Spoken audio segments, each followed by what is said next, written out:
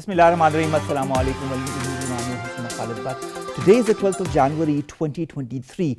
January is going by quite quickly, but we've got lots to discuss with you as every day there are some new developments on the regional, national and international front. Our first story today concerns the BJP's hopes of turning India into a Hindutva state. We've seen so many examples of that happening in the last few years since the BJP took power. What they are doing of late, whether it be the demolition of houses belonging to Muslims or telling the Muslims to go out of the places that they've been living in since generations, reminds us a lot about what is happening in Palestine as well. Nevertheless, this anti-Muslim narrative is spreading in India like wildfire because of a dedicated effort of the Indian Prime Minister, Mr. Narendra Modi. Where is all of this going to lead to? Will it end when genocide completely takes over India? This is going to be the detailed aspect of our first segment, talking about the anti-Muslim narrative, the narrative that is leading to genocide, the anti-minority element that is prevalent in India because of the tactics and the politics of the Bharatiya Janata Party.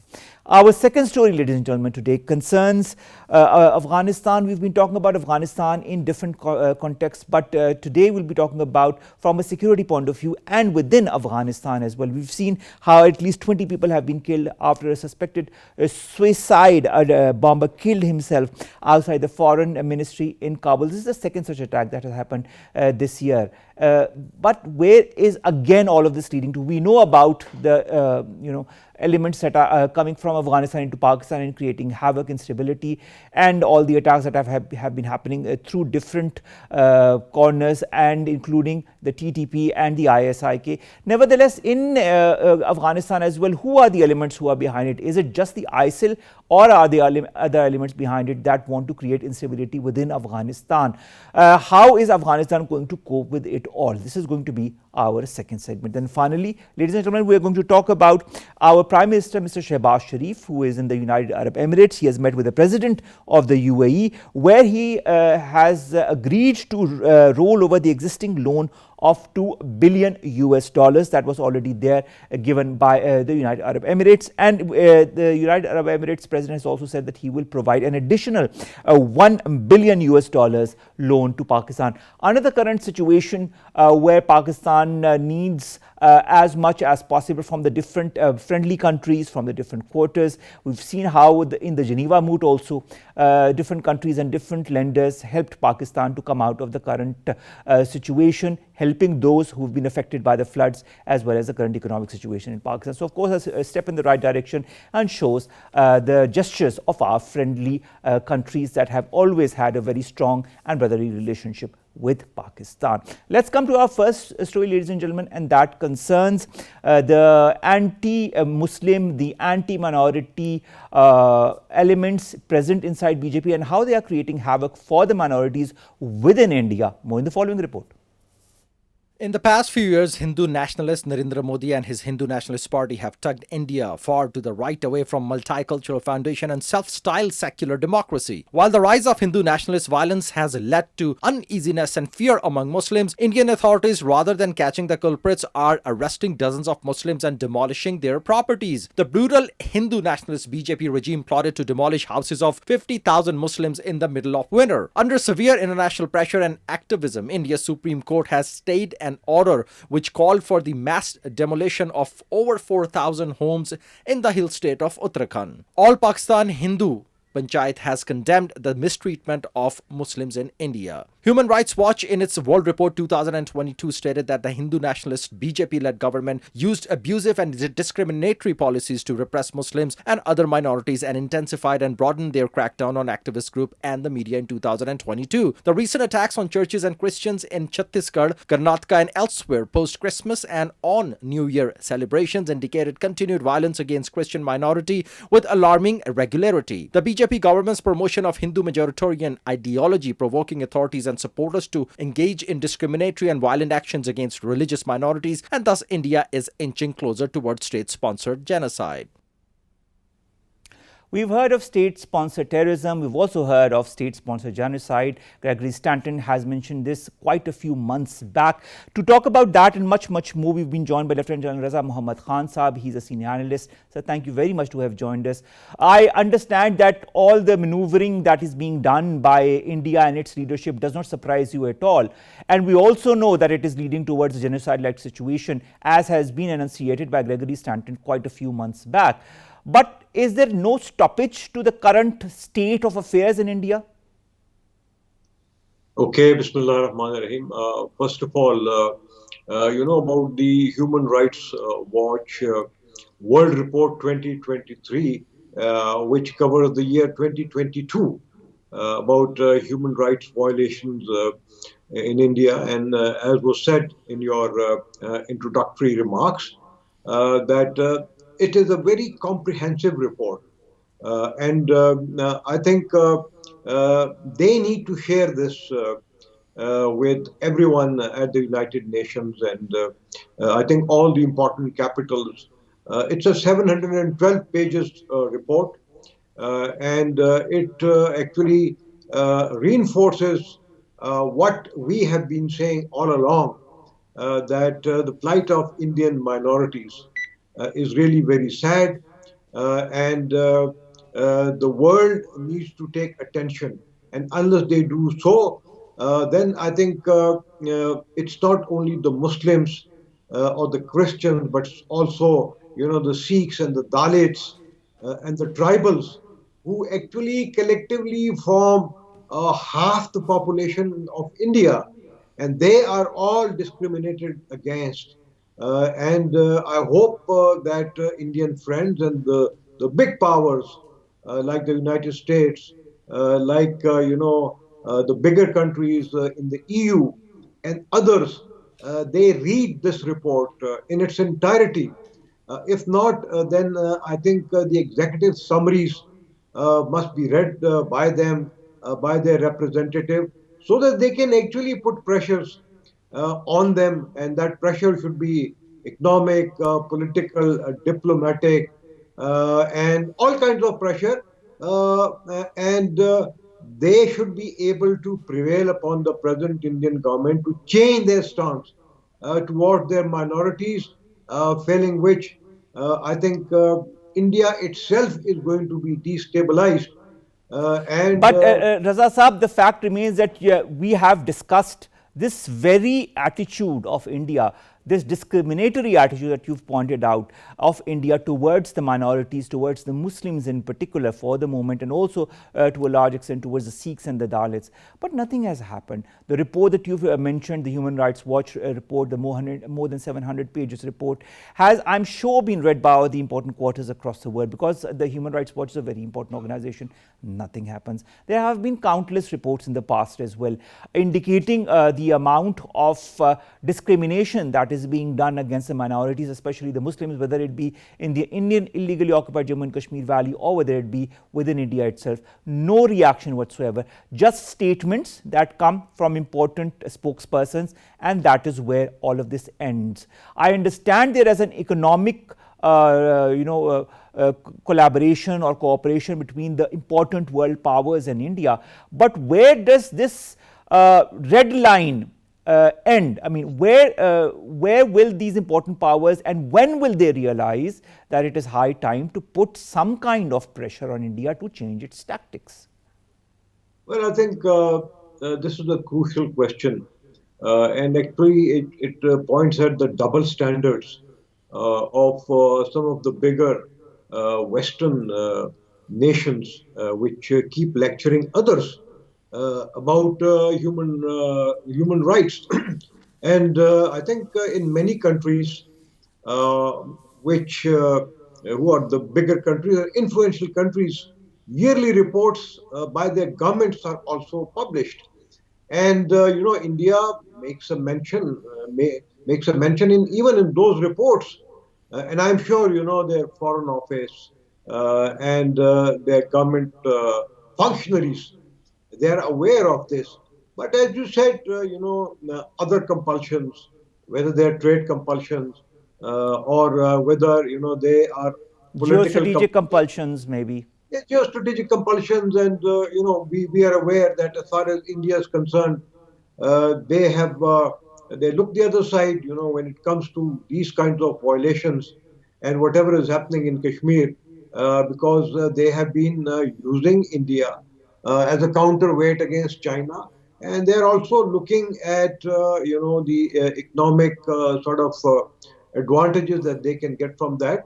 But all this points out at educating, I would say, their people to tell them that the human rights stance which their government professes, they really do not follow it up, outside their own countries. They may actually be making many reports, and they may even want to implement them inside their own country. But when it comes, to other countries of the world, they are very, very selective in that. They may point out, human rights violations in countries like China. They've been referring to violations even in Pakistan, to North Korea, in Iran, and similar countries, which probably they think are not friendly to them. But when it comes to, countries like India, then they close their eyes, which is actually very unfortunate. Raza Saab, look at the irony of it all. In November, just a few months back, Washington had grouped Pakistan along with other 11 other countries that had engaged in or tolerated particularly severe violations of religious freedom. India was nowhere in that list. Isn't it ironic, to say the least? It absolutely is. In fact, it is very sad that this is happening. And I think at that time, the government of Pakistan and the Foreign Office pointed it out to the US government. And I'm sure, they have taken a note of this.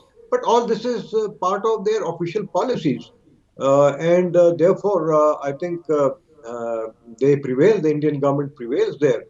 And all that, countries like Pakistan and others who are really concerned about human rights is to continue raising these issues at every possible level in every international organization, whether it is the UN, the OIC, the EU, or any other organization. Unfortunately, some organizations they prohibit the discussions of the violation of human rights by other countries. But even there, I think with the help and assistance of the media and in collaboration with the human rights organizations, I think this can be done. And that's the least that Pakistan can do.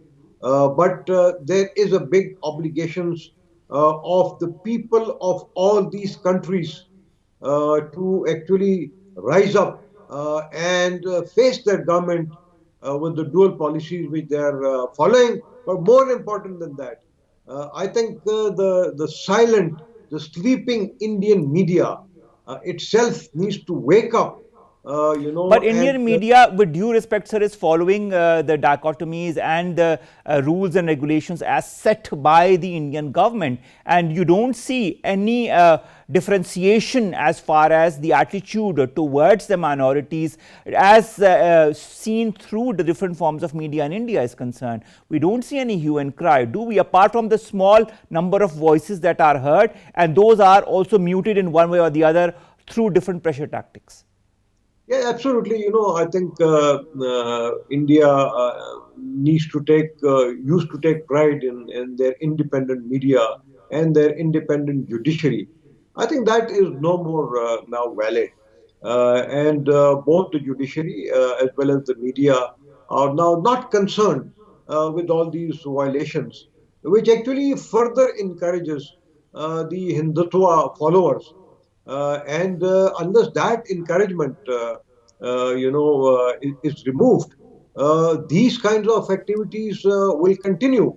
And there is a lesson, again, for all these minorities themselves. They have to actually rise up to protect their rights. They have to unite, And But you know, unless if they you do talk that, of people rising up to the occasion, rising up to their rights, haven't they been brainwashed enough so as not to even think in those terms? Or if they do, they are put under jails, incarcerated, different, court cases are put against them. They are not allowed to leave the country on one pretext or the other. And so many other, pressure tactics are used on them.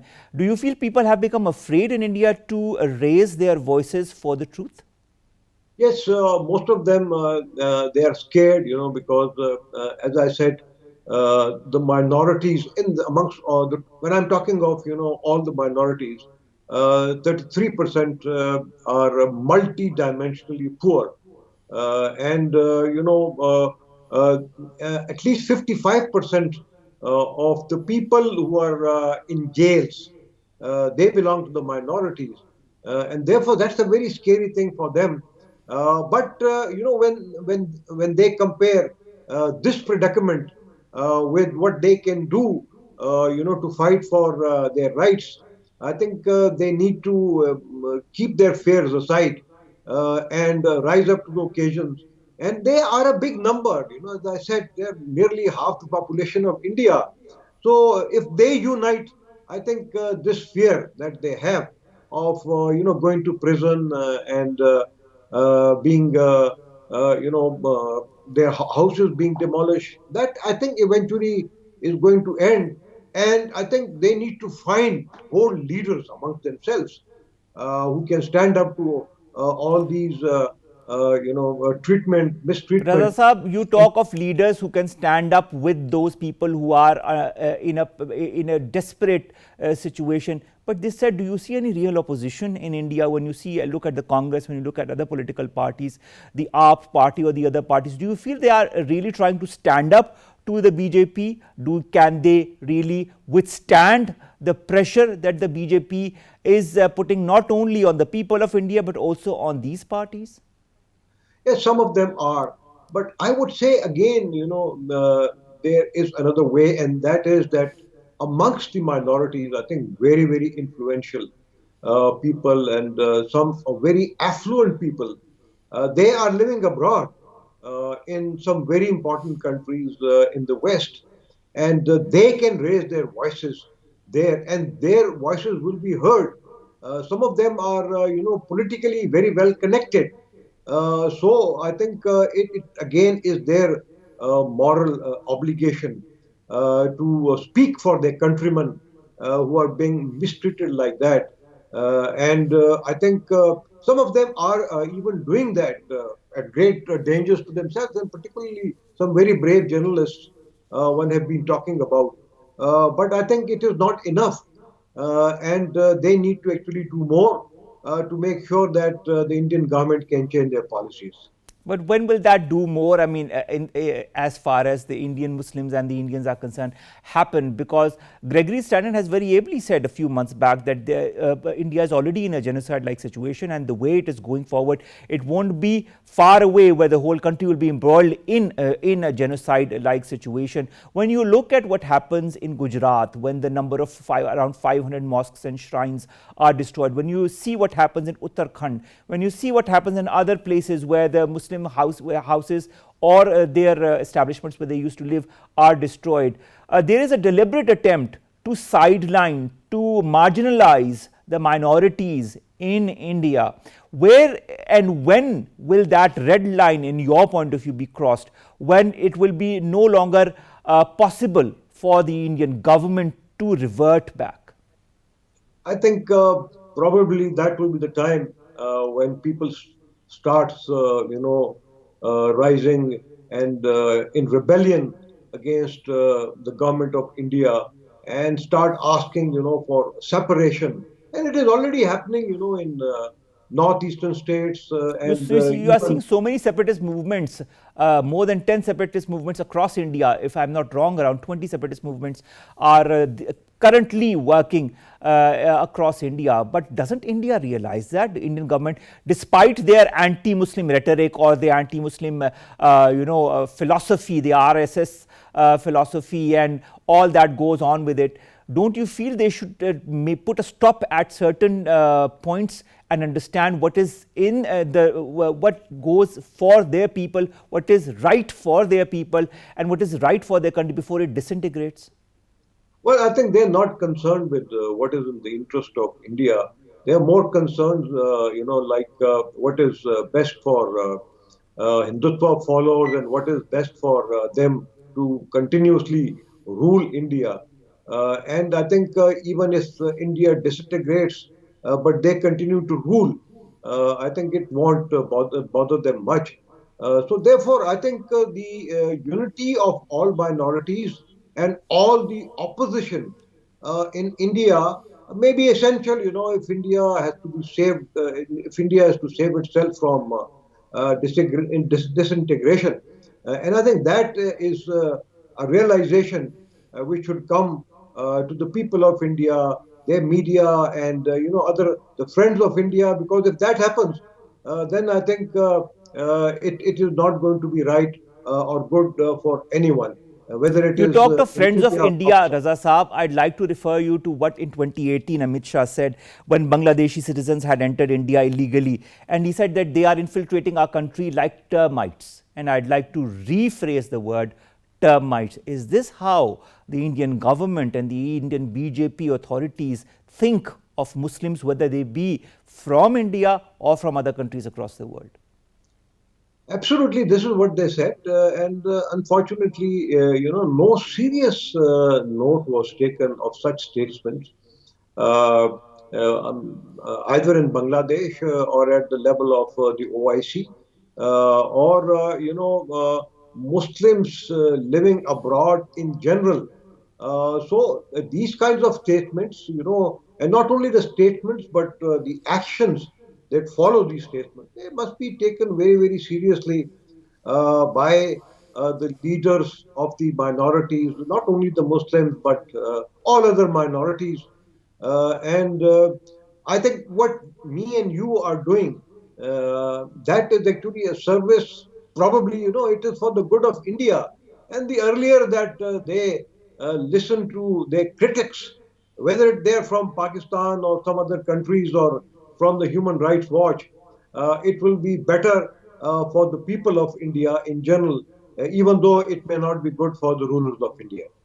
Raza Saab, aren't the laws also in India being amended, being formulated to become more of anti-Muslim rather than and very pro-Hindu? If you just look at the Indian citizenship law, which was an amendment to the 1955 legislation that talked about different other religions from countries that were in the vicinity of India that would come and take the Indian nationality, there was no mention of Muslims anywhere. There was mention of all the other religions. What, in your point of view, will be such the continuation of such future actions as far as anti-Muslim agenda of the BJP government is concerned?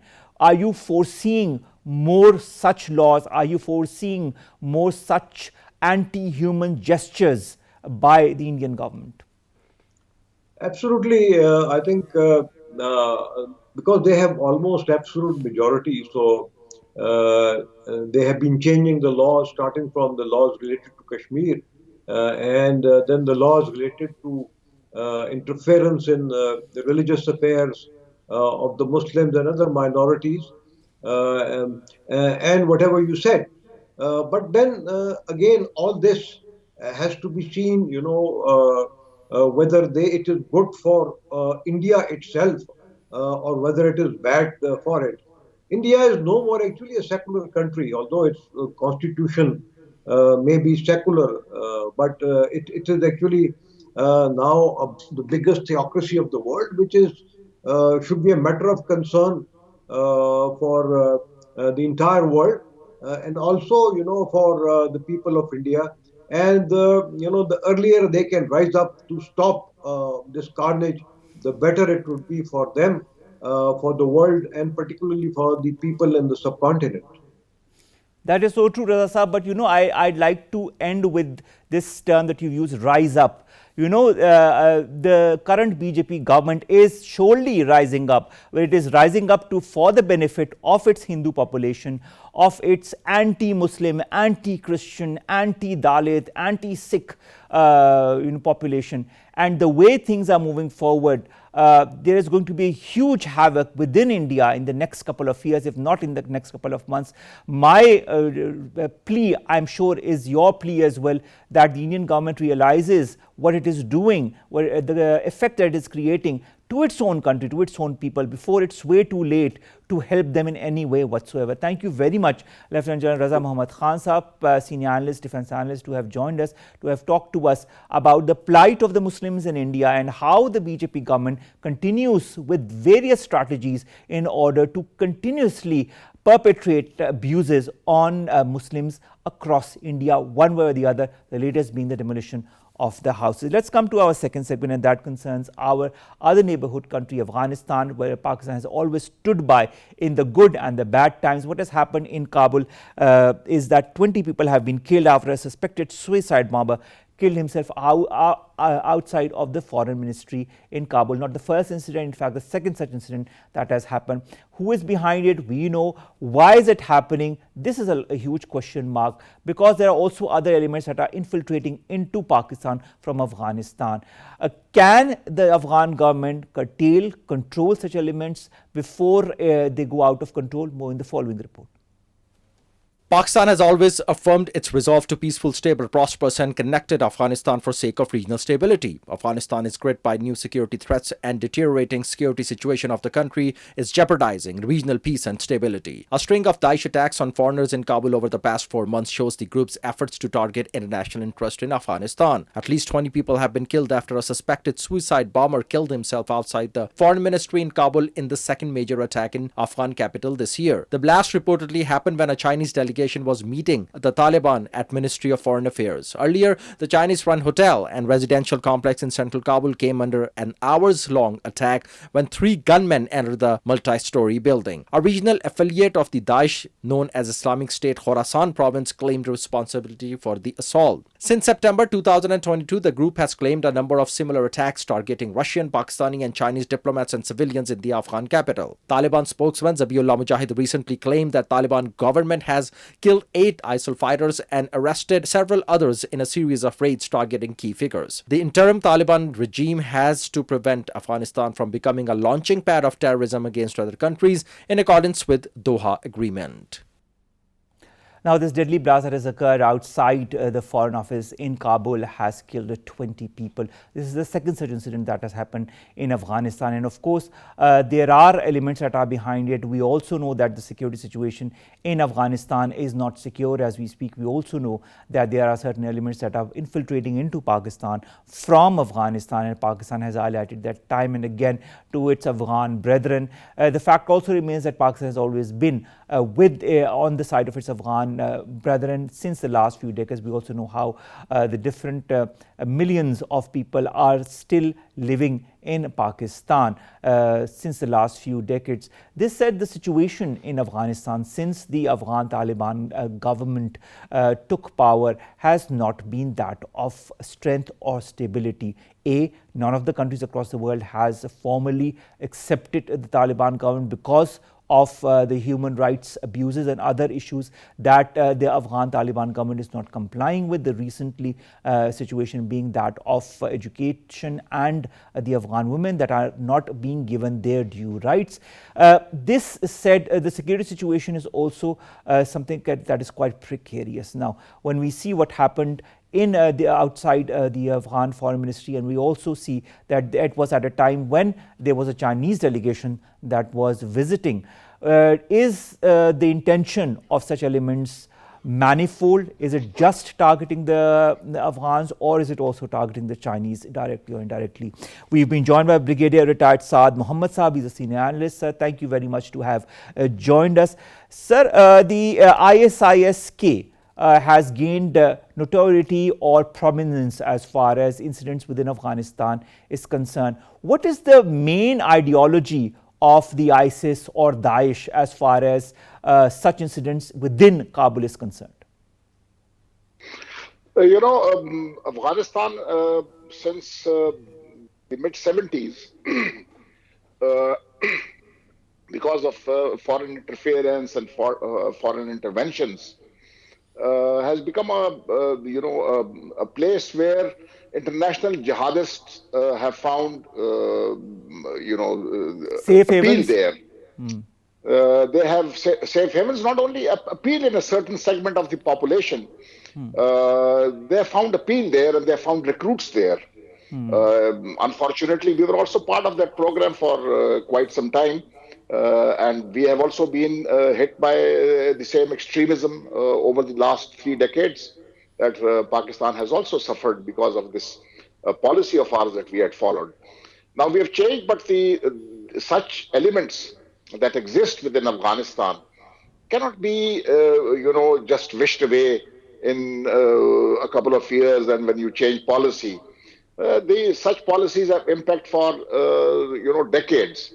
And that is it. And after the decimation of the IS in the Levant, they have somehow found a safe haven in Afghanistan, especially in eastern Afghanistan, in the provinces of But sir, what I'd Nangarhar. like to understand is, isn't there an animosity between the Taliban and the Daesh or the ISIL or the ISIS because they are apparently behind the attacks in Kabul? Who and what are their actual targets? I mean, this is with reference to ISIL or Daesh. The Taliban claim that they do not have any agenda outside the borders of Afghanistan. They say their agenda is to implement Sharia within the boundaries of Afghanistan. But that's their stated policy. On ground, if you look at their policy, I think none of the neighbors trust them on this stated position. And especially Pakistan has been under attack ever since the Taliban regime has taken control of Kabul since 15th August 2021. So we have been under attack. And from sporadic attacks, it has now become a very sustained sort of, attacks on the Pakistan security forces. And even they have reached the Pakistani capital, where a suicide bombing took place. So the Taliban have generally, created an atmosphere in Afghanistan where a number of terrorist organizations which have agenda outside the territorial boundaries of Afghanistan have found a safe haven there. Now, for the others, they have been welcoming for the IS. But then why target Afghan interests? Why target people within Afghanistan, Afghani nationals? No, because they use terror as a weapon to create fear, despondency, and disappointment with the Taliban regime. Already, the Afghan Taliban's policies have created that gap between the society and the state. And the ISL wants to add to that. So the Taliban used the same tactics. If you look back, the Mujahideen used the same tactics. Bombs in which more Afghans died, operations in which more Afghans died. If you look at the number of Afghans who died during the fight against the Soviet occupation of Afghanistan, only about, say, 13,000 to 14,000 Russian troops were killed. But if you go into the casualties of the Afghans, they run into lakhs. Likewise, only about 2,500 Americans, and add to that another 400-500 other European troops who died in Afghanistan. It had more than 3,000 casualties. And you look at the Afghan casualties and look at the casualties on the Pakistani side. Now, these terrorists, for the achievement of their aims, terrorism is a tool. And terrorism does not end with the foreign forces. They will attack locals, they will create despondency, they will create mayhem, they will create anarchy. That's how they want to, thrive in this matter, and that's how they want to grab power. But can they be allowed to grab power? Can they be allowed to continue with this anarchy-like situation and creating this anarchy? I would like to quote Zabiullah Mujahid, who's a Taliban spokesperson, and he said that they had killed about 8 militants from the Daesh or the ISIL earlier this month. Do you feel what has happened outside the Foreign Office in Kabul is a reaction to that? No, even if there is if we don't see it as a reaction, they use terror as a weapon. The ISIL will attack the Afghan Taliban government or any government in Kabul to grab power. And that does not mean that, if the Taliban tomorrow say that we will take no action against you, they will stop these terror activities. No, the terror activities will concern. Look at what the ISL did in the Levant, what they did in Iraq, what they did in Syria. It's just unbelievable. They were more of butchers than Islamic fighters. The way they killed people, the way they treated people. So one cannot expect any good from them, even if the Afghan Taliban do not attack them. And the Afghan Taliban, they are against the ISIL because it challenges their government in Kabul. There are 4 or 5 other terrorist organizations on the soil of Afghanistan. The Afghan Taliban have given them a free hand, especially the TTP. They have given a free hand. Now, when you adopt such a policy in which there are autonomous armed groups roaming around in your country, somebody has to tell them that how do you bring control into your company when you have such autonomous groups operating in your company, in your country, and they attack outside, powers. They attacked Pakistan. Iran is unhappy with them. Tajikistan had a problem with them. So China has a problem with the atom. Uzbekistan has a problem with the Islamic movement of Uzbekistan. So these, unless they adopt a policy of zero tolerance for any armed group on their soil, which includes the TTP, the ATM, the IMU, and the Al-Qaeda, then such groups will take advantage. It is interesting that you point out the policy of zero interference, sir, because the fact remains that, as you yourself said, that there are certain elements that are, they are allowed to roam around freely within Afghanistan, and there are others that are curtailed. But do you feel there needs to be a definite policy vis-a-vis all such terrorist outfits that are present within Afghanistan, or do you feel it serves the interest of the current Afghan government? No, it doesn't serve their interest. They are isolating themselves. It has been more than a year and a half that they have taken control of Kabul. Not a single country in the world recognizes them.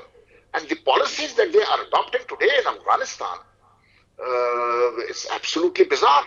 They stop women from education. And then tomorrow they tell us that only a female doctor can treat a female. So if they stop higher education, how do we produce doctors? We will see generation of Afghan women who will be without education. Afghanistan suffers. Now, is this policy sustainable? No civilized country, no modern country can tolerate such behavior. I do not know who advises them and why they are all doing this, but such policies will not be sustainable. And there will be resistance in Afghanistan. There will be groups in Afghanistan who will start resisting them. So they are creating problems for themselves. Pakistan wanted to be helpful. Pakistan, I think, went out of the way to help them out. To get recognition, to help them out to get out of the economic mess, to help them get out of the food and the other problems that the human tragedy that is in Afghanistan. Pakistan tried to help them, and what do we get in return? We get terrorist attacks on our soil. Our security forces are being attacked. They threaten the groups that are on the soil of Afghanistan, threaten our political parties, our political system. No, this is not acceptable. I totally agree with you. This is not acceptable, and I hope that the Afghan government realizes that it comes up with a proper strategy. Because now that even the Chinese are being, targeted in Kabul, this is going towards an arena that might be very difficult for the Afghan Taliban government to sustain or to maintain in the long term. So I hope that it realizes, and I hope that the countries in the neighborhood also make Afghan and the Afghan government realize on what is happening. Thank you very much, sir, to have joined us, to have talked to us as far as this current attack that happened in Kabul is concerned, where 20 people lost their lives, and of course the ISIL is behind all of this. Let's hope for better days for Afghanistan. Let's hope for better days for this region. With that, we come to an end of today's newsroom. We'll see you inshallah tomorrow with news stories, segments that pertain to us, you and Pakistan. And we'd like to thank our UAE brethren and the President of the UAE to have helped Pakistan in this hour of need with the rollback of the 2 billion plus the 1 billion extra that has been given. Allah Hafiz.